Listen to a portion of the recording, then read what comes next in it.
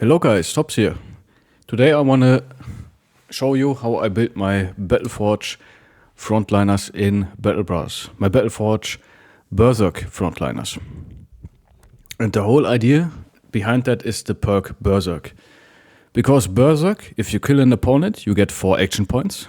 4 action points means effectively that you can hit with a big two-hander 2 times and with a one-hander 3 times per turn. Instead of 1 or 2 times. Means you can basically get an additional attack out of this perk with your weapon. So, these guys are Battleforged, obviously. And this is kind of like my core layout, how I build most of them. And the main builds are the generic two-handed builds. This is generic two-handed. The generic two-hand Battleforge, right? So the baseline for this build is, you can take Student, it's a free perk, so, you know, if you can take it, take it. The baseline is Colossus Steel Bow for defensive purposes. So more hit points and you don't get hit in the head. At least it doesn't do bonus damage anymore, it's just necessary. Pathfinder for more flexibility and less fatigue cost. I really like that. This is the only flex perk, I would say. You can just choose not to take it and just live with the fact that you are slow and it will cost you a lot of fatigue to move around, but it's just my playstyle. I refuse to play without Pathfinder nowadays. So, next one. You want to have a weapon mastery, most of the time just for the fatigue savings. So, the mace, the flail, the hammer, or the axe mastery. I have specific builds for cleavers and swords, but obviously they would take the mastery too. Then, underdog, because you are a frontliner. If you get surrounded, you don't want your opponent getting bonus hit chance against you. Underdog makes it so your opponent doesn't get any bonus hit chance from being surrounded anymore. Just mandatory. Battleforged, of course, that's just necessary too. Obviously, it's Battleforged two-hand. So you wear heavy armor and you are very well protected. Then Berserk, that's the whole idea behind that. And Berserk goes very well with Killing Frenzy. Because Killing Frenzy gives you plus 25% damage for 2 turns if you kill something. And plus 25% damage is oftentimes the difference between one-shotting an opponent or not. Or two-shotting an opponent or not. So it makes actually a big difference. This plus 25% damage reduces the attacks that you need to kill significantly. Big difference. So as you can see, I have 2 flex perks. Now I have 2 free perks that you can invest however you like. What goes well with that build is Brawny. So Brawny would give you, again, if we just assume full Battleforge equipment weighs minus 60 fatigue. So Brawny would give you plus 20 fatigue, effectively, on full Battleforged. So you could take Brawny. You can also take Quick Hand and just work with a mace and a pole mace in your back and just Quick Hand swap around your weapons, if you like that. Obviously, you can make this guy Hammer guy or Axe guy, whatever you want to do. You can just say, I don't like the Brawny, I go for Fearsome. So I morale check them more and break them. I don't need to fight them. You can say, I do more defense and go for Reach Advantage. So I get plus 5 melee defense for every time I hit with my two-handed weapon. So that's nice too. You can also say, I go for Headhunter and I go for Executioner for just more damage and become a giga damage dealer. All of these... you can also say, I go for Gifted. It's boring, but you can do that. Stuff like this. So you are very flexible. With these 2 perks, you can either increase your defense or your damage output, or your utility, whatever you like. You can technically go for rotation or for adrenaline, for recover if you want to. You can go for dodge. All of these stuff, all of these perks you can build. And now I want to show you my Headhunter run, where I have a full Battleforge team. I kind of want to show you a lot of Battleforge builds that I made. Let's load this up really quick. Where is it? This one, yeah.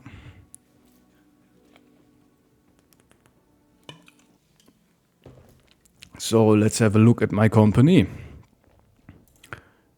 And there's the first Battleforge Frontliner. As you can see, this guy has recover. It's probably not necessary on him. I think I took that for early game. It's my Headhunter run, so all of my bros will have the Headhunter perk. Don't get confused by that. It's not necessary. It's just something you can do if you want to do it. It's fun, by the way. Playing a complete Headhunter run is kind of funny. So, Colossus, Pathfinder, Steelbro is the baseline. Then I choose a weapon mastery, or I take a student to skip to the next row and take Underdog. Then you take Battleforge, Killing Frenzy, Berserk for the damage perks. Then you can decide, I took Headhunter, Recover here. So this guy is a Cleaver. Obviously he has Recover. He needs that. A Cleaver would need Recover. You probably want to have Brawny on a Cleaver.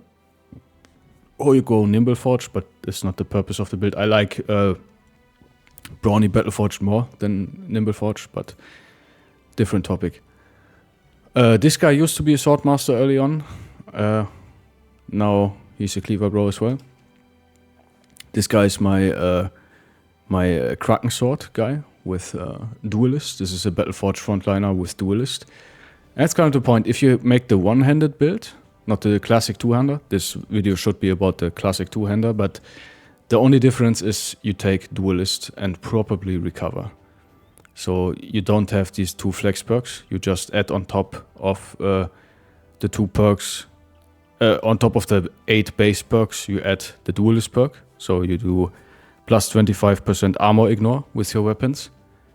And then you take Recover. That's kind of the necessary build. Because these weapons, they consume more fatigue because you potentially hit 3 times per turn. But every turn you hit twice, so you need way more fatigue on them. Do I have a Mace Duelist? Doesn't seem like this. There are special builds that utilize the same 8 base perks, but they go for the other 2 flex perks in the normal two-handed build are now occupied by something. For instance, this is a Mace Katal build, and the Mace Katal build, it is mandatory to have quick hands and Dagger Mastery, because the idea is you hit with the mace, your opponent gets dazed, but you still have 3 action points left.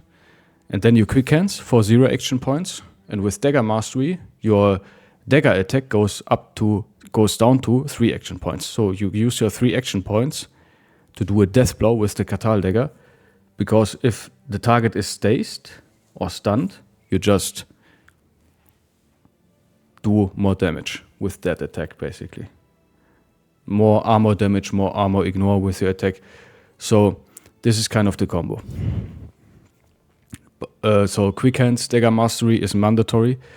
I really like Duelist, but again, I was playing a Headhunter run, so Duelist or Mace Mastery is also very good on this build. That's kind of like one of these builds where you kind of need another perk, because Mace Mastery and Duelist both are very good, and you can go either way. I like to take the Duelist perk, so my guy just becomes a Dagger Duelist if necessary. And what I personally like about this build, it is so flexible. Against big opponents like Unholds or Chosen or Orcs, you can just use the big mace and just destroy the armors, daze your opponent and stuff. But against the small enemies, like goblins or raiders, you can just swap to the dagger and just stab 3 times per turn, or with a Berserk even 4 times per turn, and just kill 3 or 4 goblins per turn with that build. So effectively you have a big two-hander that is able to deal with the big boys, but you can also clear all the trash and kill all the small guys. This is a lot of utility. I really like the Mace Katal build. It's a more special version of that build, but it still works. Also, I really like the Cleaver, because the two-handed Cleaver is the only two-handed weapon that has -2 action points, basically, which means you can attack 2 times per turn, and with Berserk 3 times per turn. So the Cleaver, same like the Duelist, have an insane fatigue cost. So on a Cleaver, you need Recover, And you kind of want to have Brawny on this build. So I would go, again, Brawny, Recover, because the nice thing about Recover is it takes a whole turn to rest, so 9 action points. But if you make a kill with the Cleave, it's -4 action points, but you get these 4 action points back by Berserk. So you can just kill an opponent and immediately recover. It shares the same action point cost as the one-handed weapons, so like the duelist weapons, like this spear, for instance. It's just 4 action points to hit once with them. So the cleaver and the duelist weapons have the same benefit of recover, basically. It's very nice.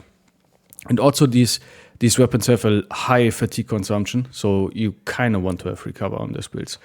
But these ones and maybe tanks are the only bros I build recover on. That's at least how I build them nowadays. What's also really nice is if you run out of fatigue on the Mace Katal Duelist. Sorry, I'm jumping a little bit through the builds, but if you have the two-handed mace, but you don't have mastery, it's fairly fatigue intensive to hit with them. But if you run out of fatigue, you can just swap to the dagger and become a dagger duelist. And this dagger has, for instance, -3 fatigue built up. So this dagger costs 3 fatigue to stab once. So you stab 3 times for 9 fatigue. This is just so you know. Just hitting once with the mace is 15 fatigue, with mastery 12 fatigue. Stabbing 3 times with a dagger with -3 fatigue is 9 fatigue in total. It's just crazy how fatigue efficient these dagger duelists can become. Very good. These guys are universally good against every opponent, basically. That's why I really like to build them. They are just good. The mace is good against the big ones, the dagger is good against the small ones and the medium ones. You can be very efficient against every opponent. Most of the time, these guys are kind of you can see, this is like 743 kills. These guys, most of the time, are the kill leaders in my team, this guy. Yeah. So, yeah. Then we have the two-handed hammer, which you can go for the reach advantage build, which is basically you put this guy on a flank and you AoE. If you want to do that, obviously you need reach advantage. And on this build, I would say you probably want either Brawny or Recover as a second perk. Because the AoE is pretty fatigue intensive, and you probably, if you kill something with the first AoE, you AoE twice. So it's kind of a meme build, but can be funny, especially if you have a hammer that has negative fatigue use. That's also really nice. If you find a two-hander that has a negative fatigue use, you can actually just go down to 9 fatigue with mastery per swing. So you only spend, if you hit twice per turn, you spend only 18 fatigue. Which means even if you have super low fatigue, you will basically never run out of fatigue on these damage builds. And that's another thing. Like, a lot of people will tell you, these Berserk Battleforge Killing Frenzy builds, they're so outdated, they're trash, they can't be made because you need an insane bro, you need the lone wolf who has like 90 plus usable fatigue with famed gear and stuff in order to make them work. No, you don't. Yeah, this guy, 50 fatigue, is good. Works just fine. Like, most of these bros started with like 40 to 50 fatigue base in full Battleforge gear. To be fair, I didn't take Brawny on most of them, but you can take Brawny and significantly increase that. So, there's that as well. And these guys scale very well into the late game, especially with famed weapons that have negative fatigue cost and famed gear that is lighter than normal Battleforge gear. For instance, this armor weighs only 23 and not 44. So that's just plus 20 fatigue that you have for damage. So that's really nice. The more famed items you find and the more famed gear you find, the better this build gets. But still, for early game, Brawny can be very effective on them to get more fatigue early on. And then, if you don't want to wait for the late game gear. But like, anyways, I would say these guys, even, look at this. I have an Oath Taker who has, I think, not even 120 base fatigue or something at the beginning. Let's look at this. Oh, he has 145 now. With a strong trait, he has no star fatigue and he is level 17. So he got already 7 veteran levels in this. And you can see even somebody like this is an absolutely fine Battleforge frontliner with no Brawny. Because you're going to get there at some point. Yeah. Again, like, fatigue is very important for this build. Fatigue is damage. So, and these are damage builds, so you convert fatigue into damage. The more fatigue you have, the more damage you have.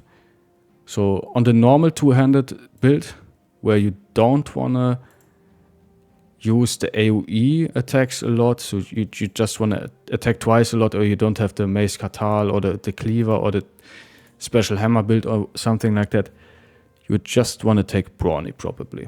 And then you can take Quick Hands, Fearsome, Reach Advantage, whatever you want. You can go for Executioner for more additional damage. But you kind of want Brawny to have more fatigue, more earlier, and do more damage.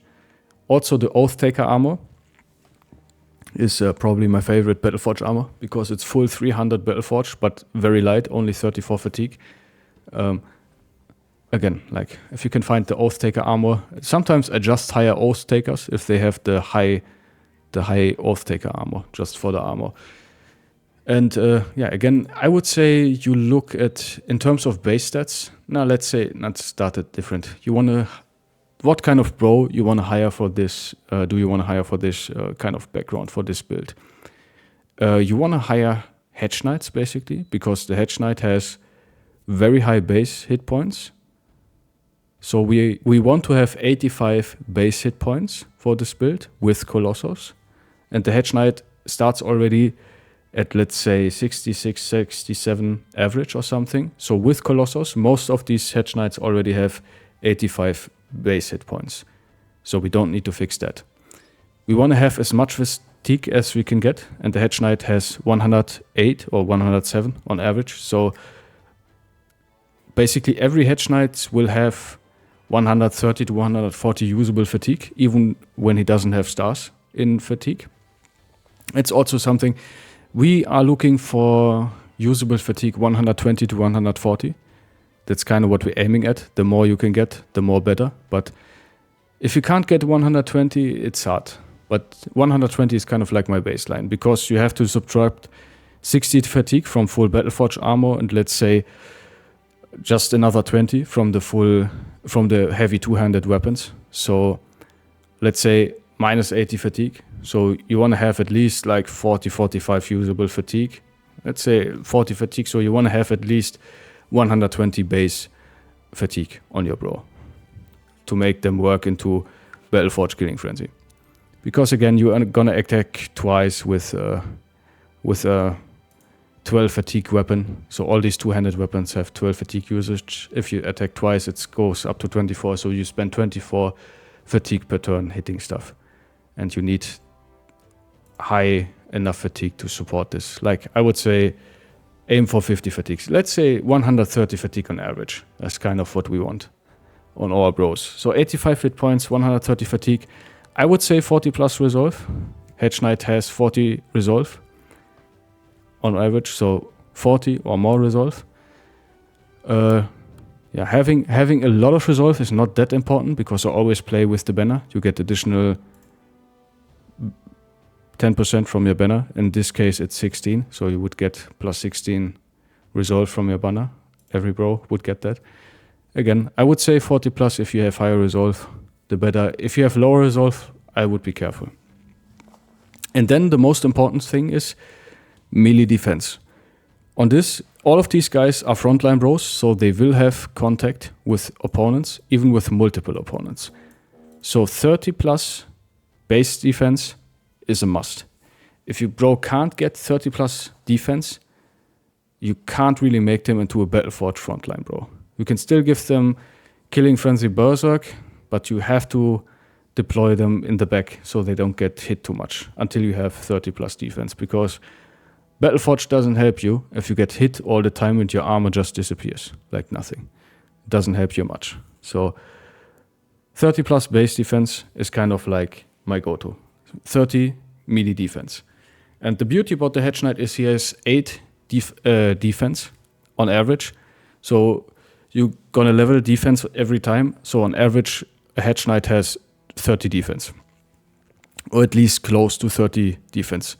It is pretty rare that a Hedge Knight cannot reach 30 melee defense. What happens is the melee skill, that's the only issue of the Hedge Knight, can be low sometimes. If the Hedge Knight low rolls and he doesn't have a star, that can be bad.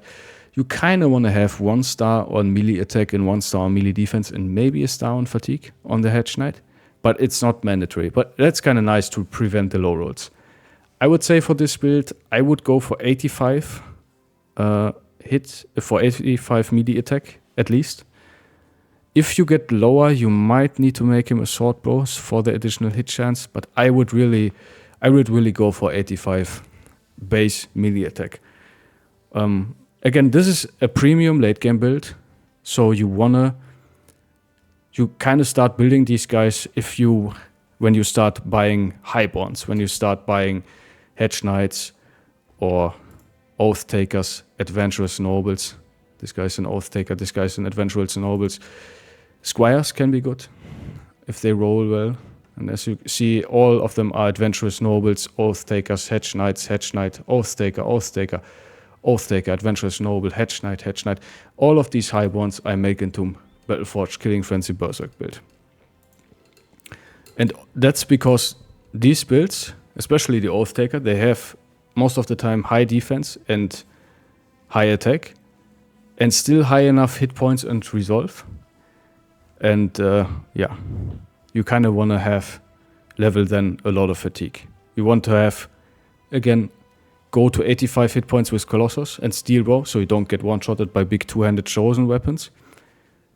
You want to have 130 fatigue. And Oath Takers, 120 is still fine. Let's say 120 is the absolute minimum. Oath Takers can get to 120 if they have maybe a star or something. They can get there even without a star. As you can see, this guy is no star and is still Battleforge Frontliner.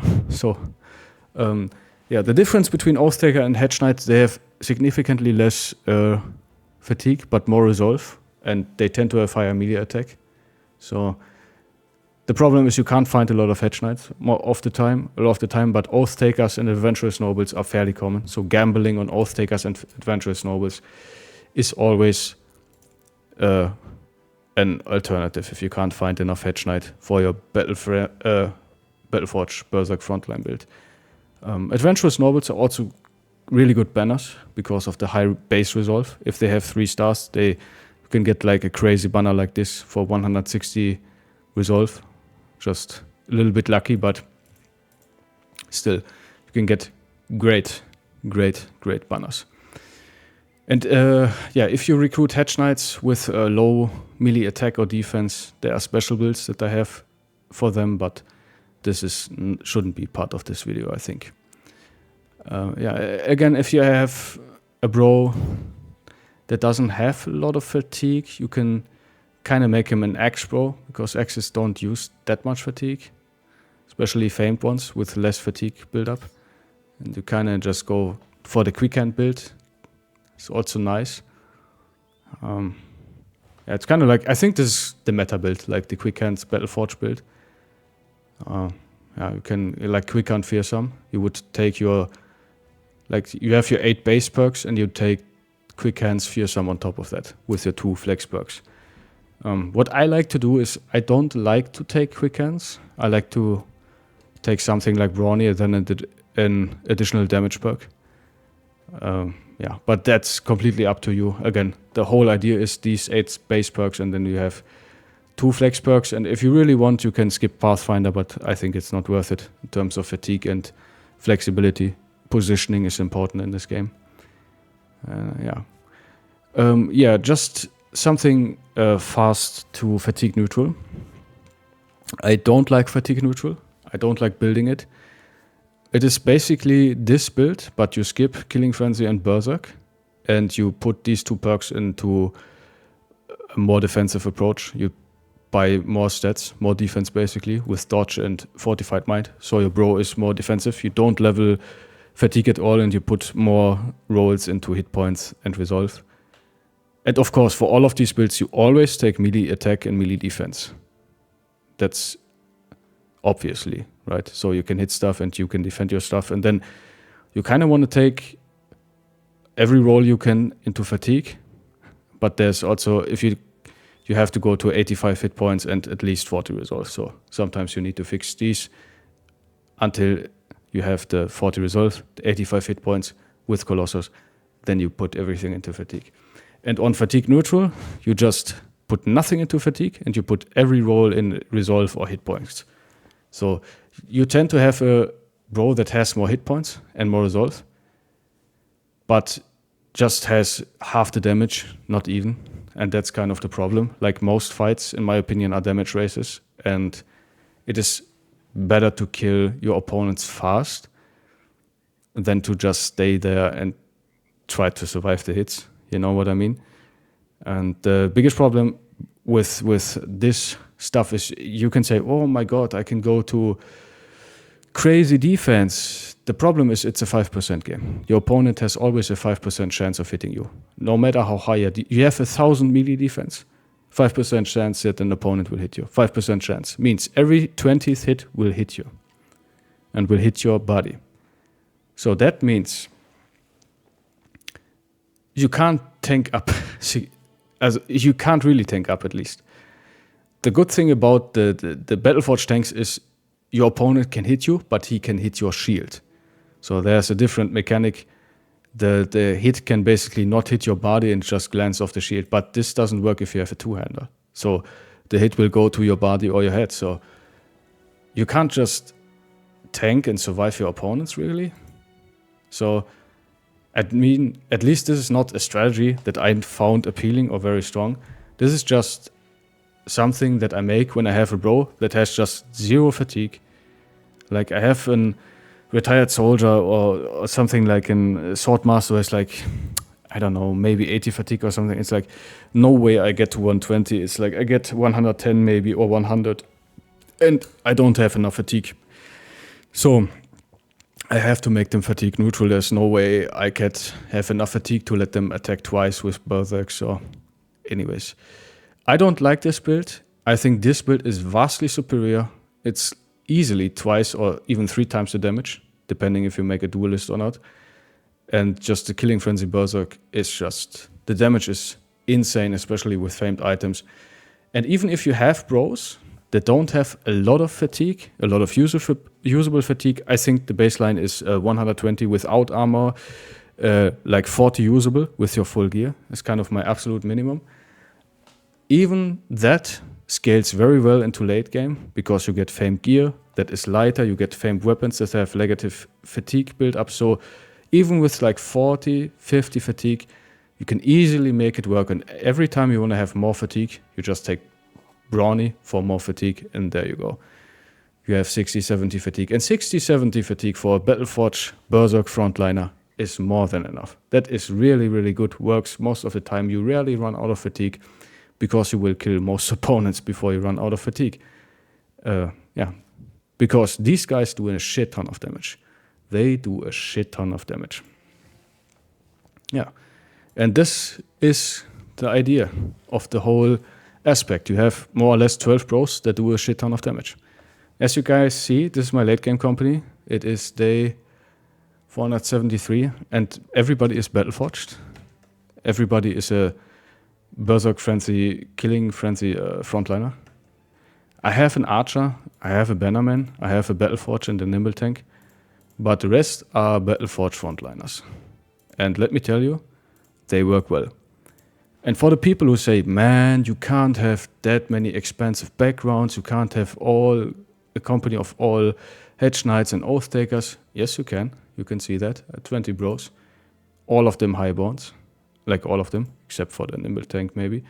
But Adventurous Noble, Squire, Adventurous Noble, Oath Taker, Hedge Knight, Oath Taker, Hedge Knight. I pay 1,200 crowns per day. And this is not expensive. Like 1,300, 1,400, 1,500 crowns per day is normal for this kind of late game company. It just works. Money is not a problem late game. As soon as you have a full company, money is not a problem, in my opinion. So this is kind of like endgame Battle Brothers. Full Battleforged frontline. Full Battleforged Berserk frontline. And now we can come to the generic team setup. So most of the time you kind of, at least I want to have a little bit of everything in my company. So obviously I always have a bannerman. And this guy is always in the fight. I like to build him tanky with high melee defense and high stats. So I can swap them. This is most of the time the only guy who has rotation. I make him Battleforge too. So this guy can swap a bro out if he's in danger. And just with 49 melee defense, he's so tanky. He can front tank a Chosen, an Orc Warlord, an Unhold. He's not going to die to two strong bros. Two strong opponents. That's also why I don't have a lot of Nimble in my company. Like, Nimble gets shredded after day 100, and certain enemy just eat Nimbles, so everything is Battleforged, even my Bannerman. And you can do Nimble Forge, especially on Cleavers and Duelists. Some people like to do that. I'm of the opinion going Battleforged Brawny has more or less the same effect, because Nimble Forge is less survivable than full Battleforged, but if you have the famed gear, like I have here, this is good Nimble Forge gear, for instance. This would be Nimble Forge gear. It's kind of worth it. So if you want to use this light, medium armor with less fatigue, you can do that. You can go Nimble Forge. I have a lot of Nimble Forge helmets here. But you don't have to. Like, full Battleforged with Brawny is fine too. Nimble Forged. Do whatever you want. Both things work for sure. I prefer Battleforged with Brawny. I think it's more or less the same mathematically. It's not a big difference. Maybe Nimble Forge has a little bit more fatigue, but therefore is less tanky. So you can decide for yourself how you want to build it. But most of the time I have at least one cleaver guy. I tend to build one hammer guy just for the utility of the Smackdown. How is it called? The stagger. Right, the stagger is very nice to have. On the hammer guy, I still like to do the reach advantage build for the AoE. It's not necessary, you don't need to do that, but if it works, it's kind of funny. This guy is very defensive with very high output. Badish guy is nice to have, like a frontline Badish guy. Most of the time also I have a sword guy from a hedge knight that low rolled on melee attack. So an AoE sword guy is a lot of the time part of my company as well. And then I just have, most of the time, I really like the Mace Katal build. These guys are almost always the kill leaders. As you can see, this guy is twice the amount of kills, more than twice the kills. This guy makes more than 2 kills per battle. Because, again, if you swap from the big weapons to the small weapons, you just start clearing out the trash and you just destroy goblins. Because your Battleforge, you can just walk up to weak opponents and just massacre them, all of them.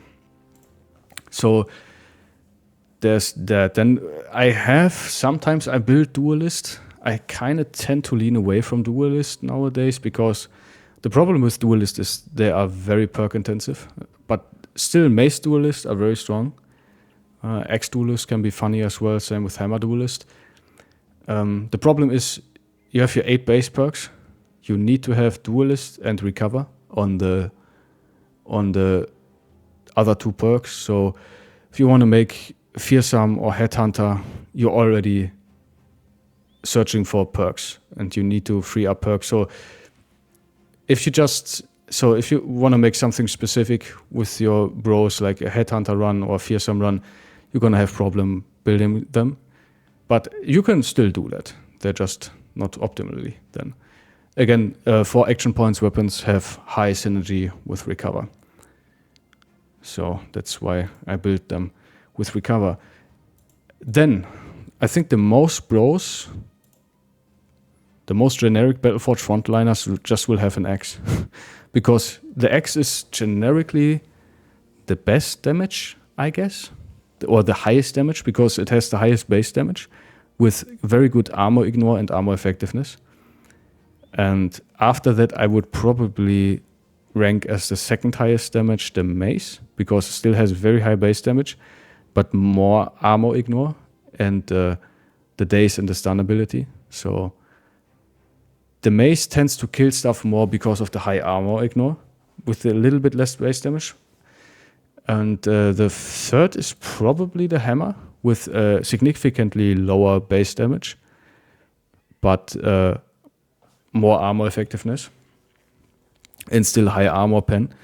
The low base damage makes it not very effective against opponents that don't have armor but high HP, but it makes it very effective against Chosen and Orc Warriors, which are your late game fights. And also the stagger is nice against Big Beast. The stagger is the effect that gets applied by the normal attack from the hammer. As you can see, it's not a very balanced weapon. It does like 100 hit point damage, but 200 armor damage. So there you can already see the disbalance. It's very good against armor, but against unarmored opponents, just the normal axe is just king. Cleavers are absolute beast against unarmored opponents, same with swords. Base damage very good against unarmored opponents. Armor damage very good against armored opponents. Who would have thought? But yeah, most of the time I have a hammer guy. And I like to build flail guys. This was my headhunter run, and I just discovered how brutal flails can be.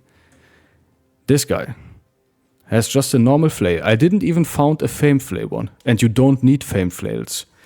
The problem with flails is they're very low base damage. They are very swingy. But if you have a brute, they do plus 15% damage on a hit to the head, which is just crazy. So if you find a brute who is still high enough melee skill, I would highly encourage you to build a headhunter two-handed flail build with flail mastery, because the flail mastery gives you more armor damage on a head shot, basically, and the flail has plus 15% chance to hit the head. So you have 25% base chance to hit the head, plus 15% means you have 40% of chance of hitting the head. And the damage is so high that you two-shot Orc Warriors on headshots. You two-shot Orc Warriors on headshot without killing Frenzy and without a Famed Flail. Just with the Brute trait. So if you are a Brute guy with a Flail with Headhunter, you have a 40% chance of two-shotting an Orc Warrior. Just bam. That's just crazy damage. And if you can make that guy a drunkard, holy shit, the damage is just insane. This guy has 790 kills, is a fucking beast. A fucking beast. Probably the highest damage in my team. It's absolutely crazy. At least the highest single target damage if I hit the head. Just crazy the damage. If you can find a Fame Flail, holy shit. One of the highest damage in the game. Absolutely amazing. Doesn't need a lot of fatigue as well. So just very good. Highly recommend that. And also has a 30% chance to stun on a hit. It's nice utility there. And the big thing, which is I think the most underrated thing, is the fact that they ignore shield bonuses. So they are very good against ancient legendaries and all of that crap, or nomads or shield wall, and all of these opponents who are just nobles as well, who are just shield walling in front of you and you have a hard time breaking through because of the shield wall.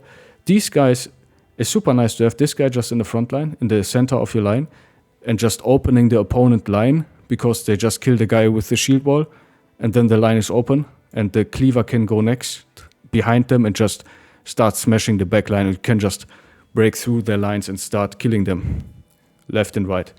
That's why I like to have at least one flail guy. If I find a brute guy. If I don't find a brute guy, I don't build them. So Mace Katals. I have Mace Katals. Sometimes I make generic maces still, but I think Mace Katal is just superior to the pure mace build.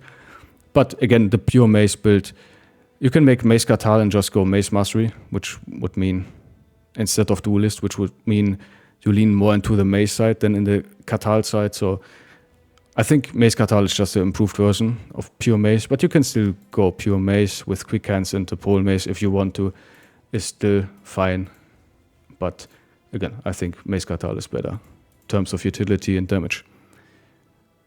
It's just more efficient. I like to have at least one cleaver, a lot of axes, one hammer, one flail, 2 Mace Katals. Sometimes I have like a quick hand long axe for like the backliners, who are like, I tend to make these bros, the quick hand axe guys, when they lack some stats. They either don't have enough melee defense or melee attack to be a reliable frontline, so I have them kind of next to my banner, and they kind of, you know, they are strong enough to 1 versus 1 an opponent, but a lot of the times they're not as reliable, but they will get there if they get more veteran levels, so they are not too bad that I throw them away. They're just like this guy lacking a little bit of melee attack, so I just have them in my backline. And they can still, he has 42 melee defense, this guy could still frontline, but it's just, you know, in that 1% of cases where you get unlucky, this guy is just better here in the backline, and I let the big boys frontline.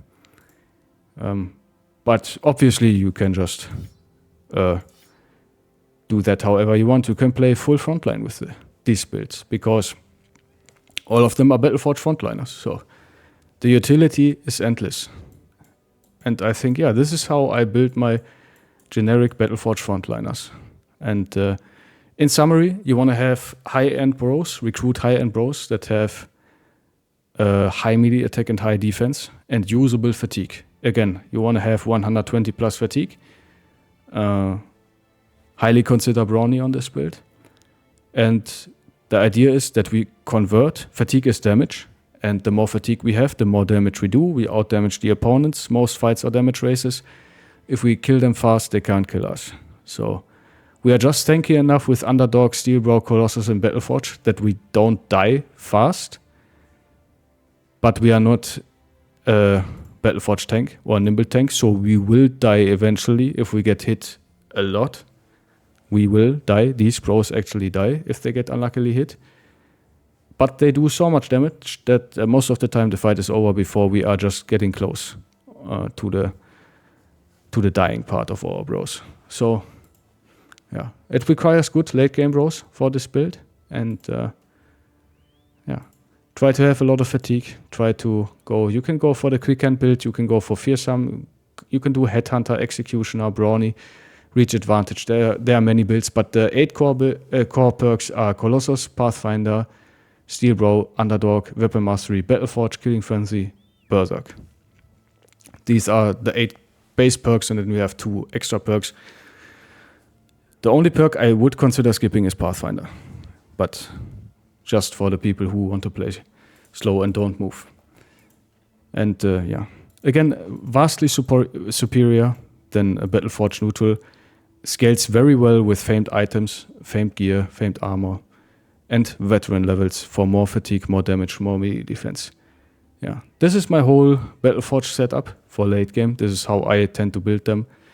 That doesn't mean that you can't build some archers and some tanks and some other nimble bros, but I like full Battleforge, I like highborns. This is how I play, this is how I like to set them up. And I think these builds are fairly easy to make. They are hard to fuck up.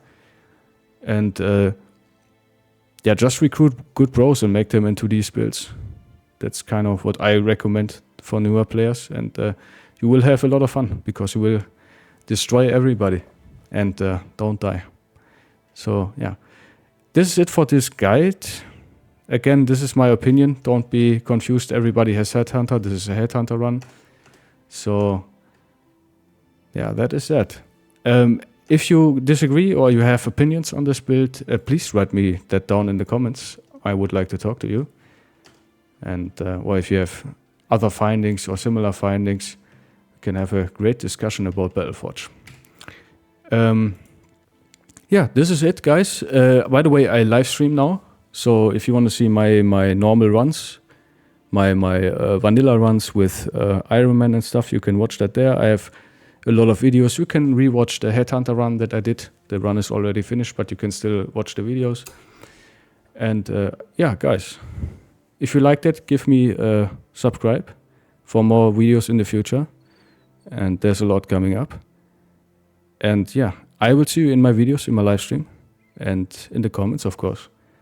Have a nice day, have a nice weekend, and I see you guys. Bye-bye.